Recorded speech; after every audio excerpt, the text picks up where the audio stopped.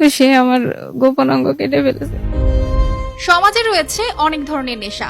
এর মধ্যে কারো নেশা মাদকে, কারো টাকায়, কারো আবার নারীতে, কেউ বা আবার একাধিক বিয়ে ও পরকীয়াতে।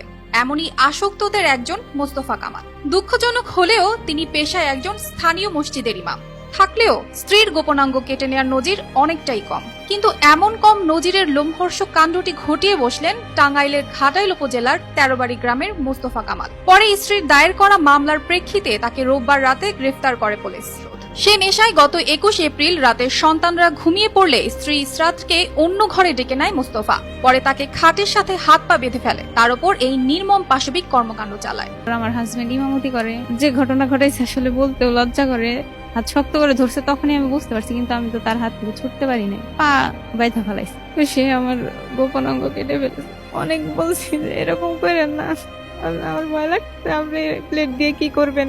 তো সে শুনে নাই, তো কেটে ফেলছে। তখন আমার মনে হয় সেন্স ছিল না, আমি মানে বুঝতেই পারি নাই যে কি হইলো। এখন সেন্স যখন আসছে তখন দেখি যে আমার কম্বল খাটের নিচে মানে সব জায়গায় দিয়ে ব্লিডিং। তো আমি অনেক মাপ পাইছি, আর এইগুলো করেন না, এইগুলো করেন না, আমি এখন মারা যাবো, আমার আর এরকম কষ্ট দিয়েন না। আমি তো সবসময় সারাটা জীবন চাইছিলাম, এই ৮ বছর ধরেই চাইছি যে আমি ভালোভাবে থাকি ওর সাথে, আমার 2টা বাচ্চা নিয়ে। আমি চাই যে ওর ফাঁসি হোক। মেয়ের সাথে যা ঘটেছে তা যেন আর কারো সাথে না হয়, এমন কঠিন বিচার দাবি করেছেন ইসরাতের